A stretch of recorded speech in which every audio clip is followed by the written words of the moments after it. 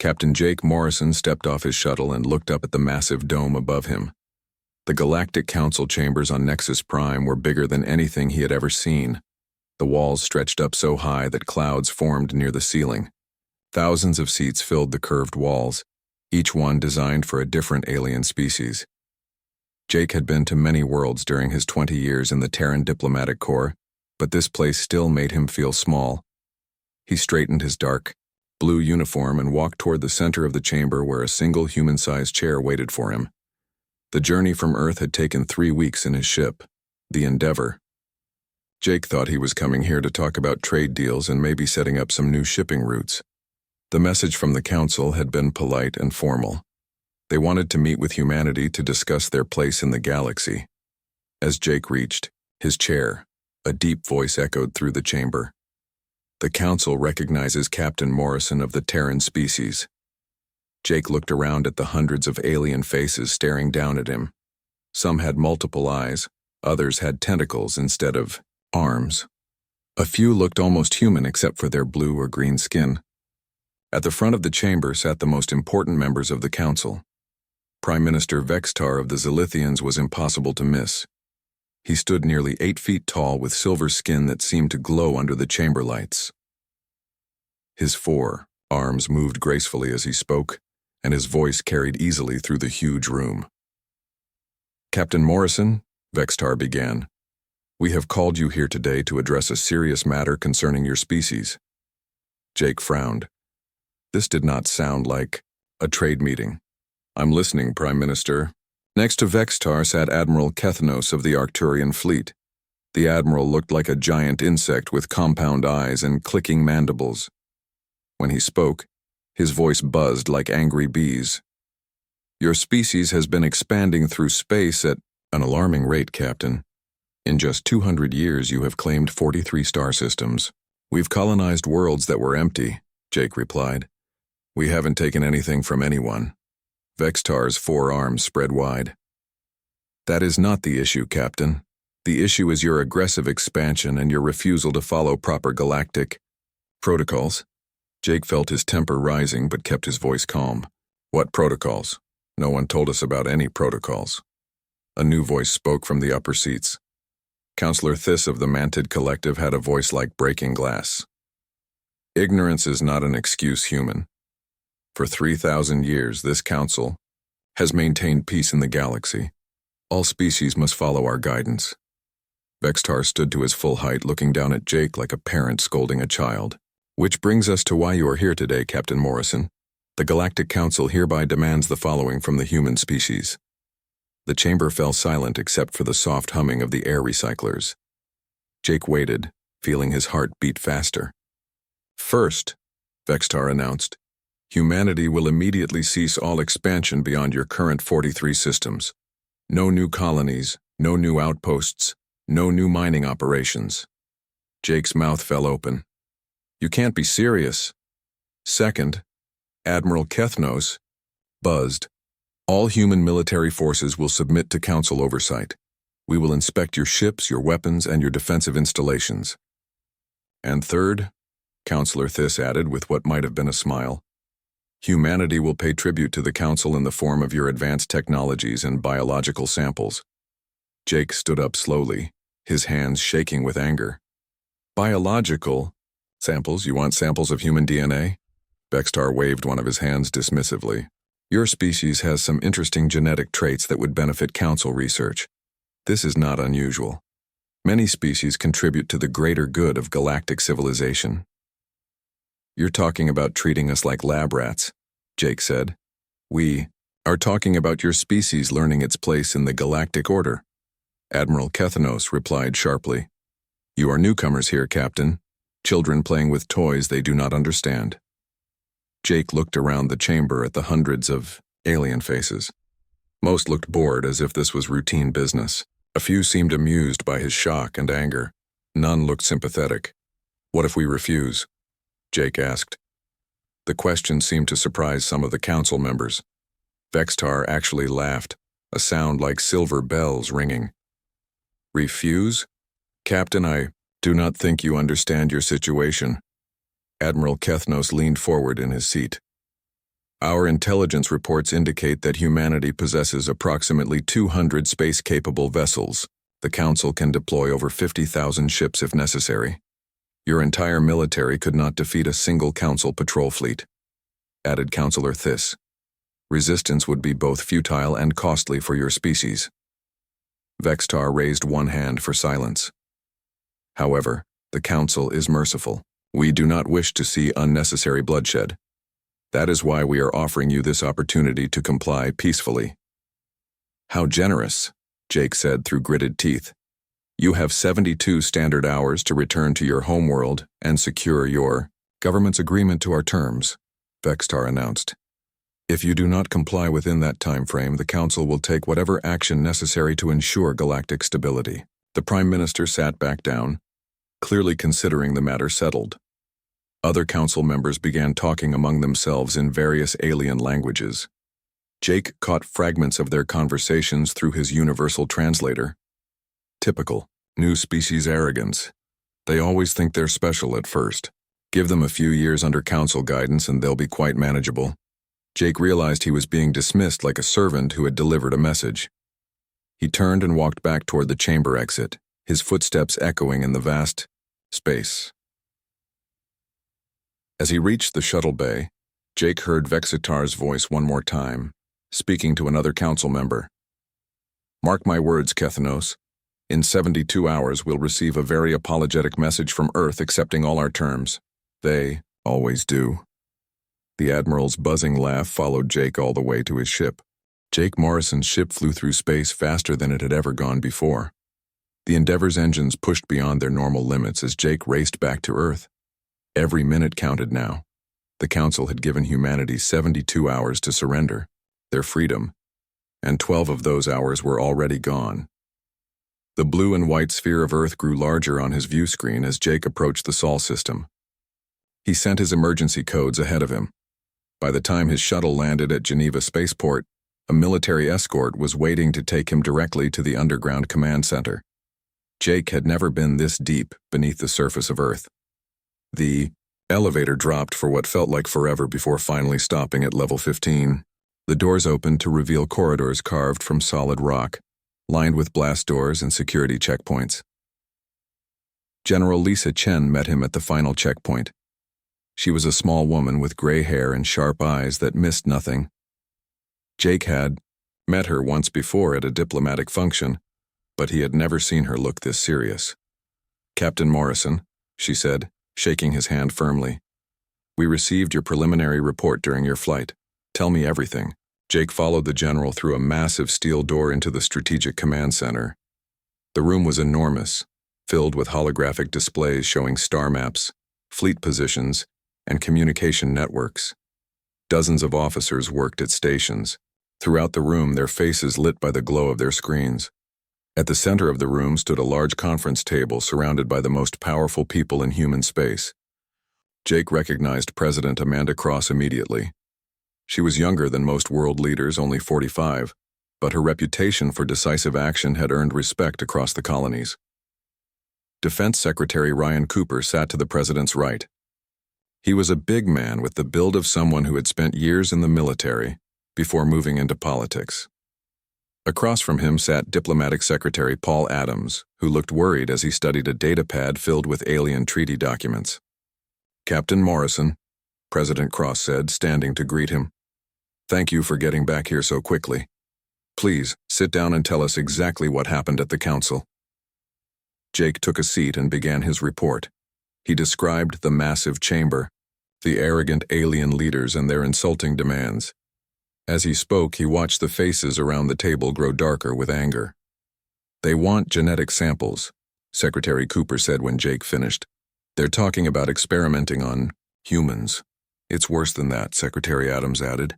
"These demands would make us slaves in everything but name. No expansion, no military independence, no sovereignty." President Cross leaned back in her chair. "General Chen, what's our current military status?" Jake expected to hear about humanity's small fleet of 200 ships, the same number the Council's intelligence had reported. Instead, General Chen smiled for the first time since Jake had arrived. Madam President, I think it's time we showed Captain Morrison the truth about human military capabilities. The general pressed a control on the table and the holographic displays around the room changed. Instead of showing the 43 systems Jake knew about, the star map now revealed a vast network of human colonies stretching across multiple spiral arms of the galaxy. Jake's mouth fell open. What is this? The real extent of human space, Captain, President Cross explained.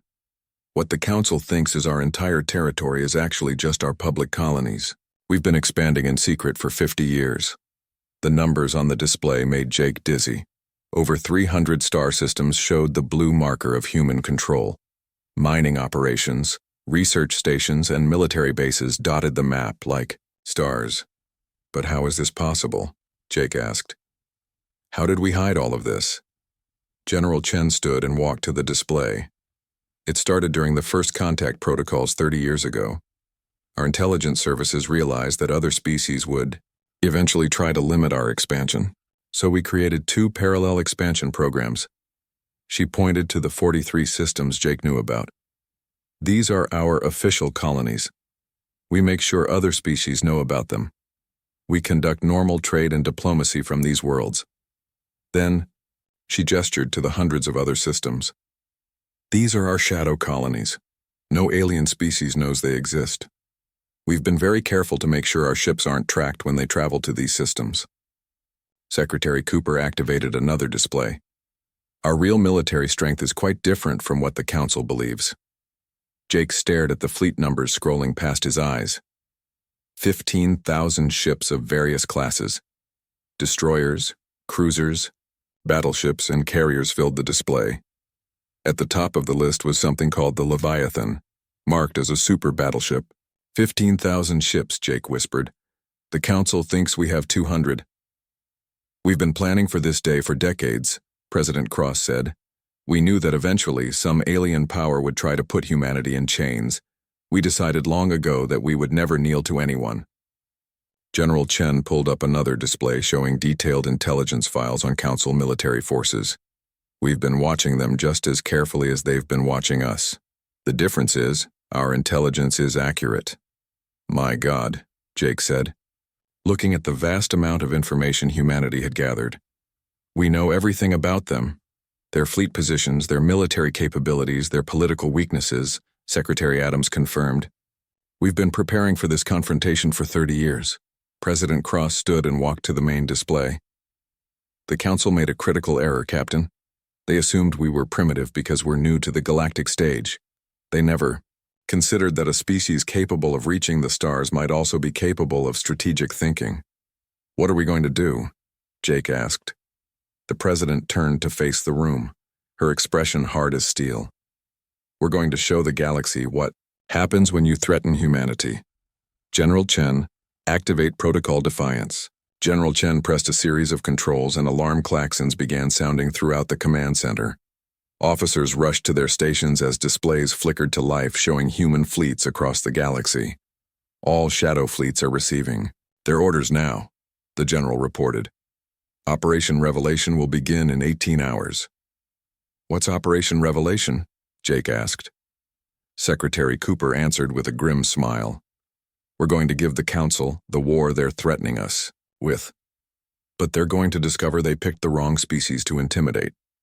President Cross looked at Jake directly.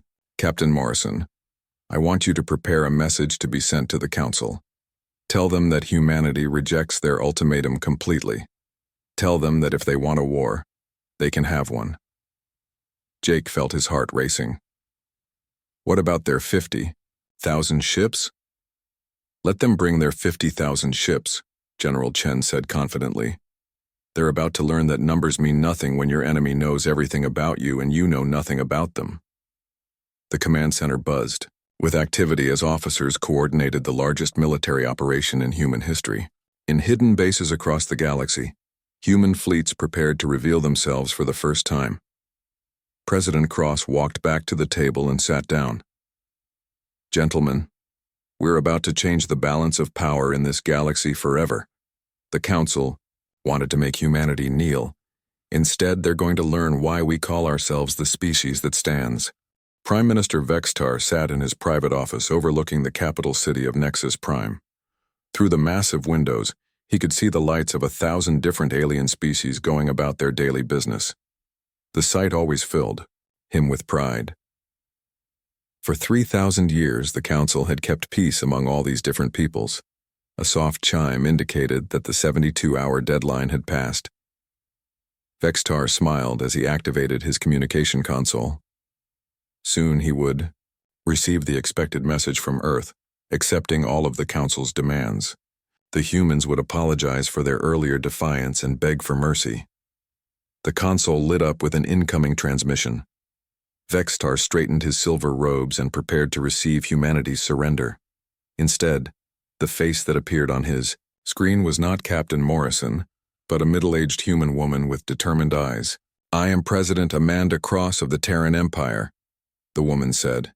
Her voice was calm but carried an edge that made Vextar frown. "I am addressing this message to the Galactic Council and transmitting it on all frequencies throughout known space." Vextar's four hands moved quickly over his controls. This was not the private surrender message he had expected. The human was broadcasting to the entire galaxy. "The Terran Empire rejects your ultimatum in its entirety," President Cross continued. "We recognize no authority over human affairs except our own. We will not submit to your oversight. We will not pay your tribute. We will not limit our expansion to suit your convenience." The Prime Minister felt his silver skin begin to flush with anger. How dare these primitive newcomers speak to the Council this way? "You have made the error of threatening a species you do not understand," the human president said. "If you wish war, you shall have it. But understand this. You have gravely miscalculated who you are threatening." The transmission ended, leaving Vextar staring at a blank screen. For a moment, he could not believe what he had just heard. Then he began to laugh. The foolish humans had just declared war on the most powerful alliance in galactic history. He was still laughing when his emergency communicator began screaming with alarm signals. Admiral Kethnos appeared on the screen, his compound eyes wide with panic. Behind him, Vextar could see the chaos of a military command center in crisis. Officers rushed between stations while warning lights flashed red. "Prime Minister," the Admiral buzzed frantically, "we have a situation. Multiple situations. Human. Fleets have appeared in 17 different sectors simultaneously." Vextar stopped laughing. "What do you mean, appeared?" "They came out of nowhere, sir. Our long-range sensors detected nothing until they were already attacking our installations." Another voice interrupted from off-screen. "Sir, we're getting reports from the Outer Rim. The humans have destroyed the defense platforms around Kepler Station. And the shipyards at Vega," called another officer. "Complete destruction. Nothing left but debris." Admiral Kethnos turned back to face Vextar. "Prime Minister, they're not using 200 ships. Our initial reports indicate at least 3,000 human vessels involved in these coordinated attacks." Vextar felt his legs give out as he collapsed into his chair. 3,000? That's impossible. Our intelligence said they only had 200 ships total.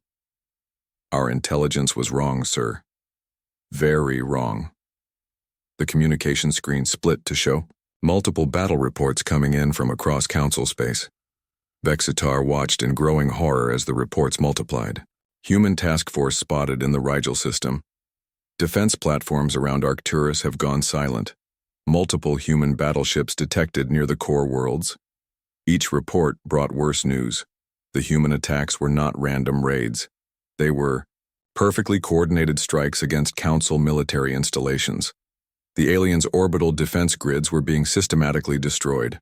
Their shipyards and supply depots were going up in flames. Councillor Thiss's voice crackled over the emergency channel. "Vextar, this is impossible. How are they operating so far from their known territory? The nearest human system is hundreds of light years from some of these attack sites." Before Vextar could answer, his personal aide rushed into the office. The young Zilithian's face was pale with fear. "Prime Minister," the aide gasped, "you need to see the tactical display immediately."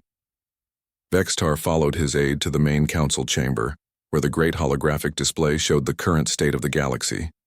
What he saw there made his blood turn cold. Red markers indicating human fleet positions dotted the display like a plague. They were everywhere. Systems that the Council had believed were empty or under their control now showed the presence of human forces. How long have they been there? Vextar whispered. Admiral Kethanos materialized as a hologram beside the display. Based on the coordination of these attacks, Prime Minister, they've been in position for weeks, maybe months. We never detected them. The worst revelation came when the display zoomed out to show the true scope of human territory. Instead of the 43 systems the Council knew about, the map now revealed over 300 systems, under human control. They've been lying to us for decades, Counselor Thys said over the communication system. Everything we thought we knew about human capabilities was false. Vextar stared at the display in shock. How did we miss this? How did our intelligence services fail so completely? Because they're smarter than we gave them credit for, Admiral Kethanos admitted. They showed us exactly what they wanted us to see while hiding their true strength. A new alarm began sounding throughout the chamber. Vextar's aide checked his communication device and turned pale. Sir, there's a massive human fleet approaching Nexus Prime. Long-range sensors detect over 50 ships led by something our computers have never seen before. The main display shifted to show the approaching fleet. At its center was a ship so large it dwarfed everything around it. The vessel was over 2 miles long, bristling with weapons and armor that made Council dreadnoughts look like toys. What is that thing? Vextar asked. Admiral Kethanos studied the readings coming from his sensors. According to our databases, it doesn't exist. We have no record of humans possessing anything like this. A communication request came from the massive human ship. Vextar accepted it with shaking hands. The face that appeared on the screen belonged to a human male with captain's insignia. His expression was calm and professional, but his eyes held the confidence of someone who held all the advantages. This is Captain Sam Rodriguez of the Terran battleship Leviathan, the human said. I am requesting permission to assume orbit around Nexus Prime for diplomatic purposes. Vextar found his voice. You're requesting permission after attacking our installations across the galaxy? Captain Rodriguez smiled slightly. Prime Minister, we are here to discuss new terms for galactic peace. I suggest you agree to meet with our negotiation team. The alternative would be most unpleasant for the Council. As if to emphasize his point, the Leviathan's weapon systems powered up. Energy. Readings that made Vextar's instruments scream with warnings flowed across the display. I believe President Cross wishes to have a word with you about your ultimatum, the human captain said. She'll be arriving shortly to explain humanity's position on galactic affairs. The transmission ended, leaving Vextar staring at the image of the human super battleship hanging in space above his world. Around him, Council members began arriving in the chamber, all of them looking as shocked and confused as he felt. What do we do now? Counselor Thys asked quietly. Vextar looked at the tactical display showing human fleets across the galaxy, then at the massive warship orbiting his planet. For the first time in 3,000 years, the Galactic Council was not the strongest power in their own territory. Now, he said slowly, we listen to what the humans have to say. The same council chamber that had witnessed humanity's humiliation 3 days earlier now hosted a very different kind of meeting. Prime Minister Vextar sat in his seat, but he no longer looked like the confident leader who had delivered the ultimatum. His silver skin had lost its glow and his 4 hands shook slightly as he waited. The chamber doors opened and President Amanda Cross walked in flanked by General Lisa Chen and Ambassador Kate Foster. Unlike Captain Morrison's lonely arrival days before, the human delegation moved with the confidence of victors. Their footsteps echoed in the silent chamber as hundreds of alien representatives watched them approach the center. President Cross took her place at the speaker's podium. She was younger than most galactic leaders, but her presence filled the enormous room. General Chen stood to her right, her uniform decorated with ribbons that most aliens now realized represented victories they had never heard of. Ambassador Foster carried a large data case filled with documents that would reshape galactic politics. Members of the former Galactic Council, President Cross began, her voice carrying clearly through the chamber. I am here to discuss the new reality of galactic affairs. Vextar leaned forward in his seat. President Cross, surely we can find some middle ground between our positions. The human leader looked up at him with eyes that showed no mercy. Prime Minister, there is no middle ground between freedom and slavery. You demanded our submission. We have declined your offer. Admiral Kethnos buzzed angrily from his seat. Your attacks on our installations were acts of war. Thousands of our personnel were killed. General Chen stepped forward. Admiral, our strikes were surgical and precise. We targeted only military installations and we gave your personnel time to evacuate. Your casualty reports show fewer than 50 deaths across 17 different attacks. 50 deaths too many, Counselor Thiss called out. I agree, President, Cross said. Which is why we are here to prevent further bloodshed by establishing new rules for galactic civilization. Ambassador Foster opened her data case and activated a holographic projector. The display showed a new galactic map, with territorial boundaries clearly marked in different colors. The Terran Empire hereby claims sovereignty over all systems currently under human control, Ambassador Foster announced. This includes the 312 star systems we have colonized over the past 50 years. The alien delegates erupted in angry voices. Vextar raised his hands for silence. President Cross, you cannot simply claim half the galaxy for your species. We are not claiming half the galaxy, Prime Minister. We are claiming the systems we have earned through exploration, colonization, and development. The same right every species here has exercised. General Chen activated another display showing detailed intelligence files. We have complete records of Council military capabilities, fleet positions, and strategic assets. We know the location of every base, every shipyard, and every defensive installation in Council space. The chamber fell silent as the implications became clear. Admiral Kethnos stared at the display showing Arcturian military secrets that should have been impossible for humans to obtain. How long have you been spying on us? He asked quietly. Since our first contact with galactic civilization 30 years ago, Ambassador Foster replied. We learned early that knowledge is the greatest weapon in galactic politics. President Cross walked closer to the alien delegates. You made the mistake of assuming we were primitive because we were new. You never considered that a species capable of interstellar travel might also be capable of long-term planning. Counselor Thiss leaned forward. What do you want from us, humans? We want what you tried to deny us, President Cross answered. Recognition of our sovereignty, respect for our territorial claims, and assurance that no species will ever again attempt to dictate terms to humanity. She nodded to Ambassador Foster, who activated a new document on the holographic display. The Terran Accords, Ambassador Foster announced. A new framework for galactic civilization based on the principle of sovereign equality. Vextar studied the document, scrolling past his eyes. You want to dissolve the Council? The Council as it exists now, yes, President Cross confirmed. 3,000 years of one species telling others how to live is quite enough. What would replace it? Admiral Kethnos asked. General Chen stepped forward. The Galactic Federation, an alliance of sovereign species working together as equals, not a hierarchy where older civilizations dominate newer ones. The human general activated another display showing the proposed new government structure.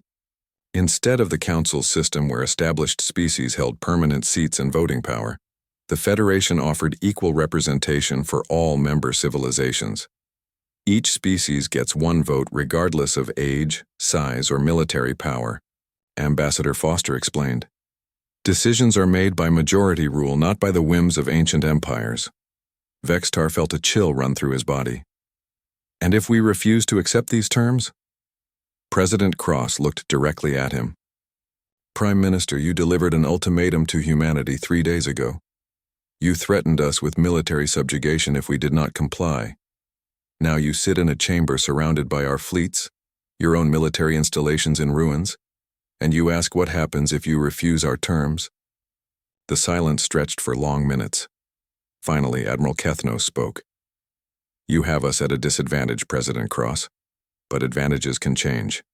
What assurance do we have that humanity will not abuse this new position of power?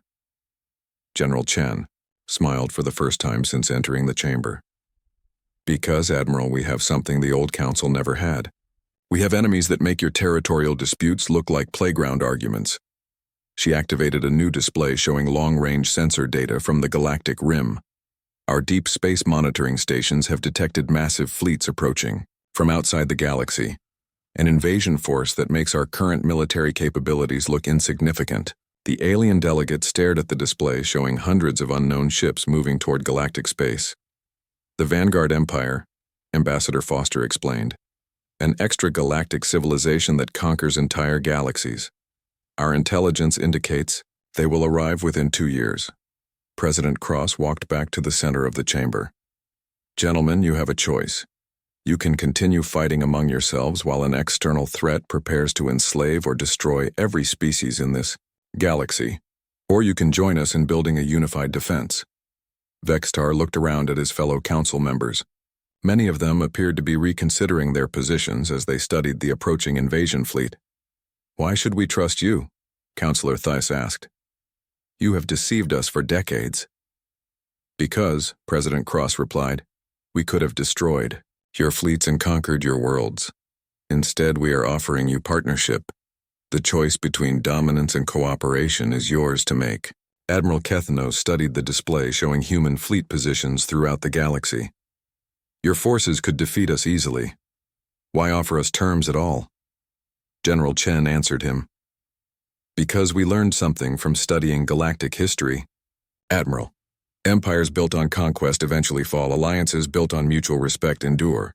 President Cross nodded to Ambassador Foster, who placed a data pad on the speaker's platform. The Terran Accords are now available for your review. Take time to study them, discuss them with your governments, but remember that time is not unlimited. Looked up at the assembled alien delegates. The Vanguard Empire will not wait for us to resolve our political differences. We can face them as allies, or we can face them as enemies. But we will face them. Vextar picked up the data pad and began reading. The document was comprehensive, covering everything from territorial boundaries to trade agreements to military cooperation. As he read, he realized that the humans had thought of everything.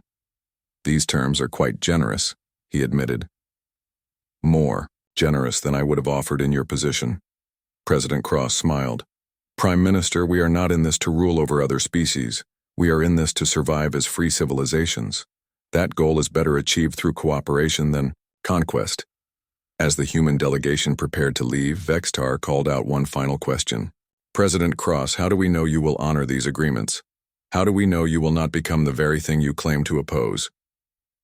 The human leader turned back to face him. Because, Prime Minister, we are the species that refuses to kneel, and we believe that no other species should have to kneel either. The chamber remained silent long after the humans had left, each alien delegate contemplating a galaxy where their ancient assumptions about power and authority no longer applied. 6 months had passed since the Galactic Council's ultimatum backfired so spectacularly. The galaxy looked very different now. Where once the old council had ruled through fear and hierarchy, the new Galactic Federation worked as equals to face a common threat. Admiral Lisa Chen stood on the bridge of the massive battleship Enterprise, humanity's newest supership that made even the Leviathan look small. Through the viewports, she could see the largest fleet ever assembled in galactic history. Human ships flew alongside Zilithian cruisers, Arcturian destroyers, and vessels from dozens of other species. Admiral, called Commander Tony Wells from his station.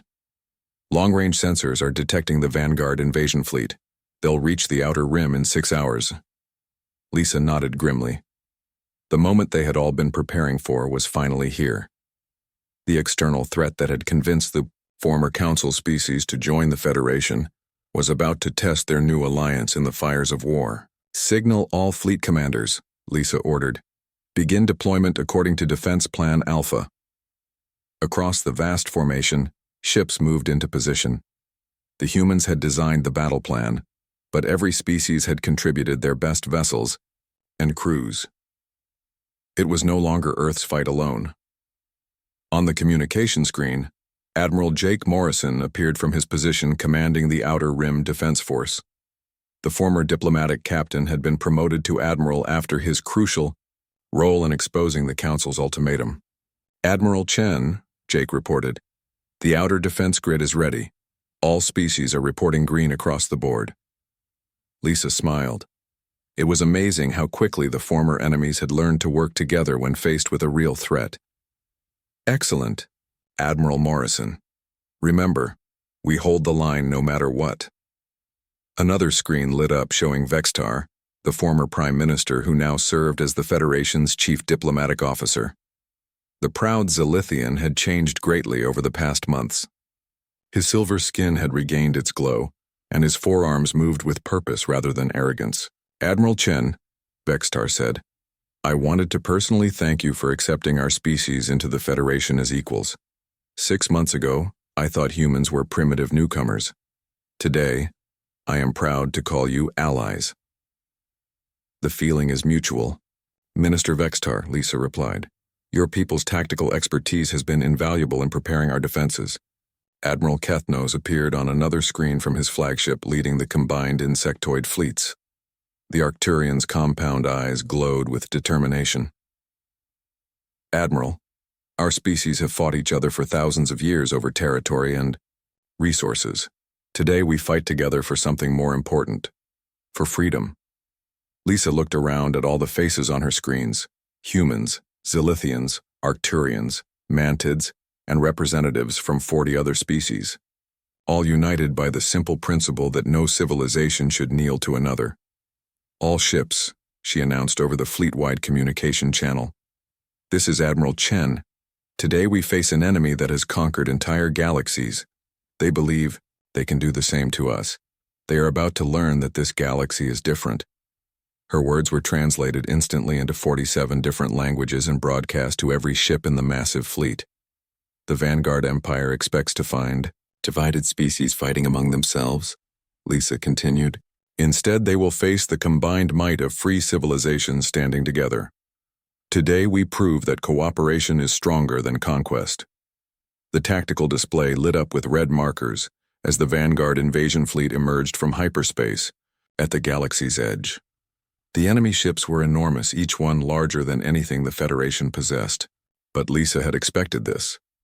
"Admiral Morrison," she called to the Outer Defense Commander, "execute Operation Unity." Jake's fleet had been positioned at seemingly random points throughout the Outer Rim systems. As the Vanguard forces advanced, they found themselves facing not one concentrated fleet, but dozens of smaller task forces that struck from unexpected directions. The battle plan was pure human strategy adapted for galactic warfare. Instead of meeting the enemy head-on in a traditional space battle, the Federation forces used hit-and-run tactics to wear down the larger Vanguard ships. "Enemy flagship is targeting our position," reported Commander Wells. "All ships, evasive. Maneuvers," Lisa ordered. The massive Federation fleet scattered like leaves in the wind, regrouping in new formations that confused the Vanguard commanders. On the tactical display, Lisa watched as the battle developed exactly as the human strategists had planned. The Vanguard Empire was used to fighting species that met them in traditional fleet engagements. They had never faced an enemy that combined the tactical thinking of humans with the diverse capabilities of 47 different species. Zilithian ships used their superior sensors to guide long-range missile strikes. Arcturian vessels employed their incredible speed for lightning raids on enemy flanks. Mantid fighters swarmed around larger Vanguard ships like angry insects. "Admiral," called Communications Officer Beth Parker, "we're receiving a transmission from the enemy flagship." The main screen flickered to show a creature that looked like a cross between a dragon and a machine. Its voice rumbled with synthetic authority. "I am Overlord Kraxus of the Vanguard Empire. You cannot resist our conquest. Surrender now, and your deaths will be swift." Lisa stepped forward to respond. "Overlord Kraxus, I am Admiral Chen of the Galactic Federation. We have a different message for you. This galaxy belongs to free species, and we will defend it with our lives." The enemy commander seemed surprised to receive defiance instead of surrender. "You are small creatures fighting beyond your capability. We have conquered 1,000 galaxies. Then, you should know, Lisa replied, that every galaxy falls for the same reason. The species within it are too busy fighting each other to unite against external threats. This galaxy is different. She nodded to her communications officer, who broadcast the Federation's response on all frequencies. We stand together as equals, we fight together as allies, and we will win together as free civilizations. The Vanguard overlord's laugh sounded like grinding metal. Impossible. No galaxy has ever truly united. You're about to learn something new, Overlord, Lisa said. You picked the wrong galaxy to invade. The battle raged for hours across multiple star systems. The Vanguard Empire had never faced organized resistance from an entire galaxy, working in perfect coordination. Their massive ships found themselves outmaneuvered by smaller, faster Federation vessels, guided by superior strategy and unbreakable unity. As the enemy began to retreat, Admiral Morrison appeared on Lisa's screen with a huge grin on his face. Admiral Chen, the Vanguard forces are withdrawing to hyperspace. We've done it. We've actually beaten them. Cheers erupted across the communication channels as crews from dozens of species celebrated their victory. Lisa felt a deep satisfaction watching former enemies embrace each other as battle brothers. Minister Vextar's voice came over the fleet communication system. Admiral Chen, 6 months ago my people tried to force humanity to kneel. Today, humanity taught us all how to stand together. Lisa looked out at the fleet of ships from so many different worlds, all flying together under the Federation banner. Minister, the Council's ultimatum was the best thing that ever happened to this galaxy. It forced us to choose between dominance and cooperation. We chose wisely. Admiral Kethnos buzzed with what Lisa had learned was Arcturian laughter. Admiral, when we threatened to subjugate your species, we thought we were preventing a dangerous expansion. Instead, we created the very unity that saved us all. As the Federation fleet regrouped and began the journey home, Lisa reflected on how completely the galaxy had changed. The Council's arrogant ultimatum had backfired in ways they never could have imagined. Instead of forcing humanity to kneel, it had inspired every species in the galaxy to stand together. The Vanguard Empire would return someday with larger fleets and better strategies. But when they did, they would face something that had never existed before in galactic history. A truly united civilization that had learned the difference between ruling through fear and leading through example. The galaxy now belonged to free species who had chosen cooperation over conquest, and no external threat would ever change that again.